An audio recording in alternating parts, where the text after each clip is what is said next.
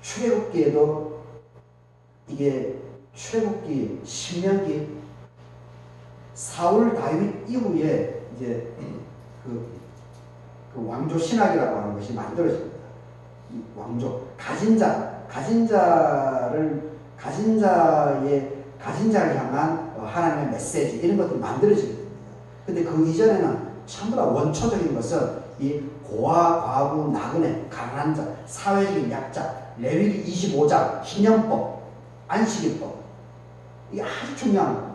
이 유대인 사회에서 구약 성경에서 이것이 본질입니다. 야훼 하나님의 본질입니다. 사회적인 약자를 지켜주는 것, 그 사람들을 함부로 인격을 모독하지 않는 것, 이것이 구약 성경의 가장 근원적인 하나님의 음성입니다.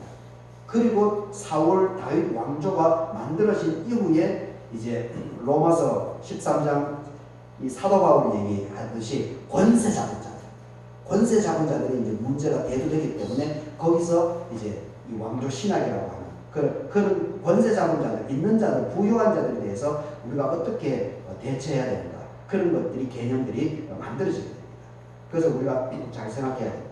여튼 예수님께서 이 부자 청년에게 너가 가진 것을 팔아가지고 가난한 자에게 주라라고 합니다. 그러하면 행동으로 옮기면, 삶으로 실천해서 살아나가게 되면 하늘에서 보화가 너에게 있을 것이다. 그리고 와서 나를 따르라. 이렇게 얘기하고 있습니다. 그런데 22절 보십시오. 그 사람, 부자 청년은 재물이 많기 때문에 예수님께서 긍휼한 마음으로 권면해 준 것으로 인해서 슬픈 기색이 띠고 근심하여 가버렸다. 이렇게 얘기하고 있습니다. 결국 영생의 삶은 살지 못하는 거죠. 구원의 삶은 이 청년에게는 없는 겁니다. 하지만 계명은 잘 지키고 있습니다. 근데 한 가지가 빠진 거죠. 한 가지가. 우리 삶 속에서 그럴 수 있습니다. 교회만 왔다 갔다 한다고 해서 영생의 삶, 구원의 삶을 온전히 이루는 것은 아니다라고 하는 것을 우리가 기억해야 됩니다. 이 빠진 한 가지, 진실한 마음으로 해야 됩니다. 진실한 마음. 교회에 왔다 갔다 하는 것이 진실한 마음으로 해야 됩니다. 그리고 그것이 자랑지, 자기 믿음의 의의를 드러내는 그것으로 나가게 되면 그거 영생, 구원의 삶 완성이 안 됩니다.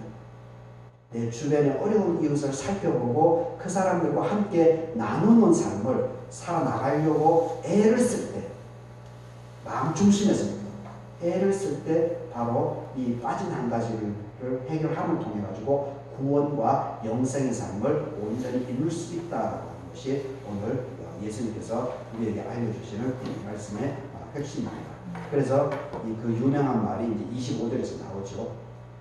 베드로가 질문하니까 낙타가 바늘기로 나아가는 것이 부자가 하늘 나라에 들어가는 것보다 쉽다라고 하는 이 유명한 이 말을 바로 이 대목에서 예수님께서 하고 있습니다.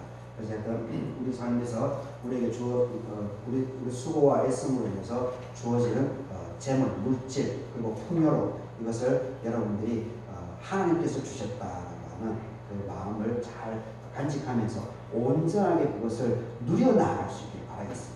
얽매이지 않기를 바라겠습니다. 그리고 자유함으로 여러분 삶을, 이번 한 주간의 삶들을 온전하게 누려나갈 때 하나님께서 기뻐하시고 하나님께 영광이 되고 그것이 바로 여러분 삶을 축복의 삶으로 이끌어 줄 줄 믿습니다. 이 말씀으로 한 주간도 평안할 수 있기를 바라겠습니다. 같이 기도.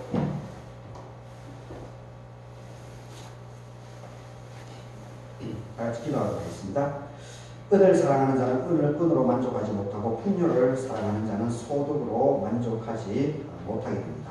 어떤 사람에게든지 하나님의 재물과 부여를 그에게 주시어서 능히 누리게 하시며 자기의 몫을 받아서 수고함으로 즐거워하게 하신 것은 하나님의 선물입니다. 우리에게 시험이 오거든 온전히 기쁘게 여겨야 됩니다. 왜냐하면 믿음의 신뢰는 인내를 만들어 주기 때문에 그렇습니다. 인내를 우리가 온전히 이루어 나가야 될 것입니다. 내가 무엇을 하여야 영생을 할 수 있겠습니까? 내가 가진 재물을 팔아서 가난한 자를 주고 예수 그리스도를 따르게 될 때 나에게 영생, 구원의 삶이 있는 줄로 믿습니다. 사랑하신 아버지 하나님, 오늘 전도서 5장, 야고보서 1장, 마가복음 10장의 말씀으로 너가 무엇을 하여 영생을 얻습니까? 이런 제목으로 우리의 물질의 삶과 그리고 구원과 영생에 대한 부분에 대해서 살펴보게 됩니다. 아버지 하나님, 오늘 예배드리는 우리 교우들 한 사람 한 사람들 바로 하나님의 영생의 삶을 살 수 있도록, 구원의 삶을 온전하게 이루어 나갈 수 있도록 하나님께서 우리 교우들과 흩어져 살아가고 있는 모든 자녀손들을 축복해 주시옵기를 간구드립니다. 97년을 맞는 주의 재단도 하나님께서 책임져 주시고 앞서가 주시옵기를 간구드립니다. 모든 것을 감사하고 예수님의 이름으로 기도드립니다. 아멘. 이 말씀 따라서